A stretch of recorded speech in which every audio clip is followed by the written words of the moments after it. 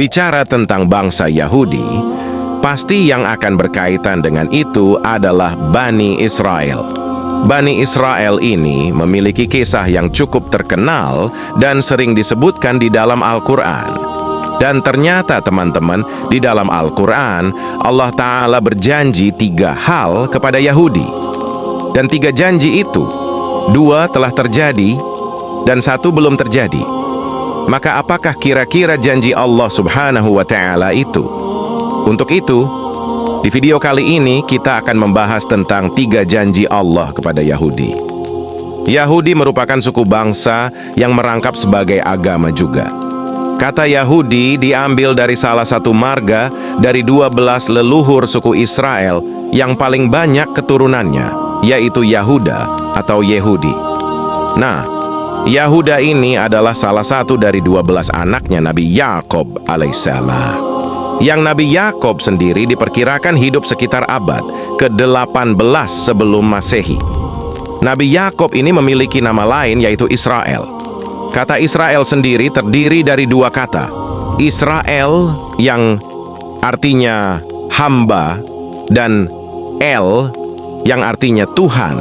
Jadi arti Israel adalah hamba Tuhan.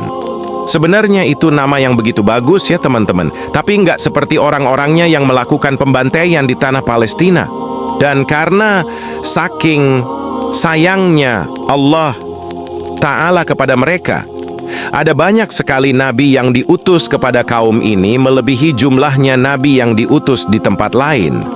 Dan karena memang terkenal akan kesombongan dan keras kepalanya, banyak dari nabi-nabi itu didustakan mereka. Bahkan ada beberapa nabi yang mereka bunuh dengan sengaja. Apakah setiap datang kepadamu seorang rasul membawa sesuatu pelajaran yang tidak sesuai dengan keinginan kalian, lalu kalian bersikap sombong? Kemudian beberapa orang di antara nabi itu kalian dustakan, dan beberapa nabi yang lain kalian bunuh. Al-Quran Surat Al-Baqarah ayat ke-87. Mereka dikatakan membunuh Yesaya, Zakaria, Yahya, dan nabi-nabi lainnya. Yang padahal mereka tahu itu tidak dibenarkan. Dan Allah Ta'ala juga menyebutkan bahwa orang-orang Yahudi itu telah berupaya untuk membunuh Isa, tapi tidak berhasil. Bangsa Yahudi memang terkenal sebagai bangsa yang sering meremehkan bangsa lain. Mereka selalu menganggap bahwa bangsa merekalah yang terbaik dan paling istimewa yang ada di bumi. Kelakuan bangsa Yahudi ini ternyata bukan sekedar kebetulan, sebab Al-Quran telah menjelaskan tindak tanduk bangsa Yahudi. Allah Ta'ala berfirman, dan telah kami tetapkan terhadap Bani Israel dalam kitab itu. Sesungguhnya kamu, Bani Israel, akan membuat kerusakan di bumi ini 2 kali. Dan pasti kamu akan menyombongkan diri dengan kesombongan yang besar. Maka, apabila datang saat hukuman kejahatan yang pertama dari kejahatan itu, kami mendatangkan kepadamu hamba-hamba kami yang mempunyai kekuatan besar. Lalu mereka mencarimu keluar masuk kampung, ke seluruh negeri. Dan itulah ketetapan yang pasti terlaksana. Ayat itu diturunkan oleh Al-Quran, Surat Al-Isra, ayat ke-4-5. Jauh sebelum kaum muslimin punya kekuatan di Madinah. Dalam sejarah yang tercatat, bangsa Yahudi ini telah berkali-kali mengalami kehancuran sebelum datangnya Islam. Dahulu kala, keberadaan bangsa Yahudi pernah hampir punah oleh kekuatan Babilonia dan Romawi. Ketika itu, Yahudi ditaklukkan oleh Babilonia yang dipimpin oleh Raja Nebukadnezar. Itu terjadi sekitar abad ke-5 sebelum Masehi. Sedangkan penaklukan bangsa Romawi kepada bangsa Yahudi terjadi antara 66 sampai 1 Masehi. Allah Subhanahu wa Ta'ala berfirman, Dialah yang mengeluarkan orang-orang kafir di antara ahli kitab dari kampung-kampung mereka pada saat pengusiran pertama. Kamu tidak menyangka bahwa mereka akan keluar, dan mereka pun yakin benteng mereka dapat mempertahankan mereka dari siksa. Maka Allah mendatangkan kepada mereka hukuman dari arah yang tidak mereka sangka-sangka. dan Allah melemparkan ketakutan dalam hati mereka. Mereka memusnahkan rumah-rumah mereka dengan tangan mereka sendiri dan tangan orang-orang mukmin. Maka ambillah kejadian itu untuk menjadi pelajaran, hai orang-orang yang mempunyai pandangan. Al-Quran, Surat Al-Hasyr, ayat 2. Pengusiran dan kehancuran bangsa Yahudi yang pertama kali mengakibatkan orang-orang Yahudi terpecah dan tersebar ke seluruh negeri. Teman-temanku seiman, janji Allah Subhanahu wa Ta'ala yang kedua kepada kaum Yahudi adalah Allah Subhanahu wa Ta'ala kasih mereka giliran untuk menguasai dunia.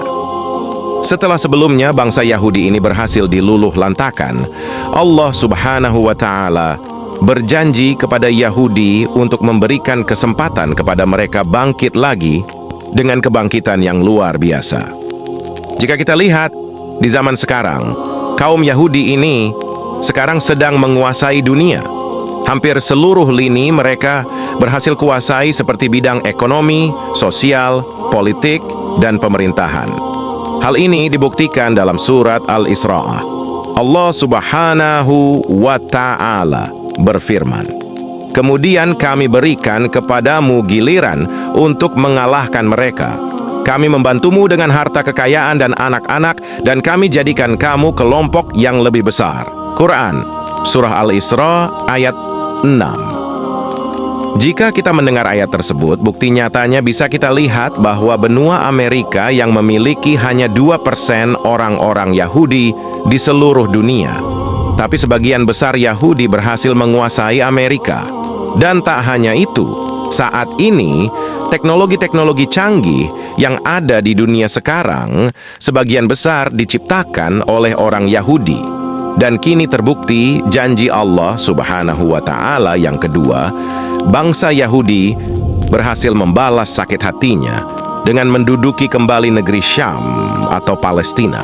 Bahkan, bangsa Yahudi berhasil mengalahkan pengaruh kaum muslimin di wilayah tersebut.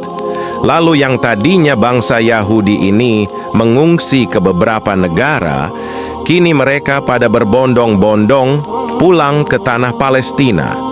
Kepulangan mereka ke negeri yang dijanjikan itu tak bisa dicegah dan dihalau oleh kaum muslimin. Kesombongan bangsa Yahudi makin meningkat manakala ekonomi dan militer mereka di-backing oleh Barat. Kepulangan mereka ke negeri yang di-backing oleh Barat menyebabkan kegagalan yang terjadi di wilayah tersebut. Kepulangan mereka ke negeri yang di-backing oleh Barat derita umat Islam di Palestina karena dijajah oleh bangsa Yahudi membuat sedih umat Islam di seluruh penjuru dunia. Kekejian yang dilakukan Yahudi Israel hanya akan mempercepat datangnya siksaan dan hukuman Allah Subhanahu wa Ta'ala. Hal ini sebagaimana yang telah dijanjikan Allah yang dijelaskan di dalam Al-Quran. Jika kamu berbuat baik, berarti kamu berbuat baik bagi dirimu sendiri. Jika kamu berbuat jahat, maka kejahatan itu bagi dirimu sendiri. Yang kedua, kami datangkan orang-orang lain untuk menyuramkan muka-muka kamu dan mereka masuk ke dalam masjid, sebagaimana musuh-musuhmu memasuki pada kali pertama, dan untuk membinasakan mereka sehabis-habisnya apa saja yang mereka kuasai. Al-Quran, Surat Al-Isra, ayat 7. Dari ayat itu, teman-teman, Allah Subhanahu wa Ta'ala akan memastikan suatu hari nanti bangsa Yahudi akan dimusnahkan dari muka bumi. Kaum muslimin pun akan kembali menguasai Masjidil Aqsa yang sekarang sedang berusaha dihancurkan oleh Yahudi di Palestina. Dan konon, menurut berita yang beredar, usaha penghancuran Masjidil Aqsa itu ada dua sebab. Sebab yang pertama, karena menurut pemahaman mereka, di bawah tanah Masjidil Aqsa ada kuil Sulaiman. Yahudi berusaha mengeluarkan kuil tersebut dari dalam tanah yang nantinya akan mengakibatkan rubuhnya Masjidil Aqsa. Sebab yang kedua, karena Yahudi memang sengaja menyulut emosi seluruh umatnya, Islam di dunia. Di hari menjelang kiamat nanti, kaum muslimin akan merebut kembali tanah Palestina dan Masjidil Aqsa. Yang ketika itu, kaum muslimin di seluruh dunia akan dipimpin oleh salah seorang keturunan Rasulullah SAW, yaitu Imam Al-Mahdi. Janji ketiga ini masih belum terjadi dan pasti akan terjadi. Palestina dan Masjidil Aqsa akan berjalan ke dunia, akan dikuasai kaum muslimin, sebagaimana di masa pemerintahan Umar bin Khattab yang dulu pernah menaklukkan bumi Palestina.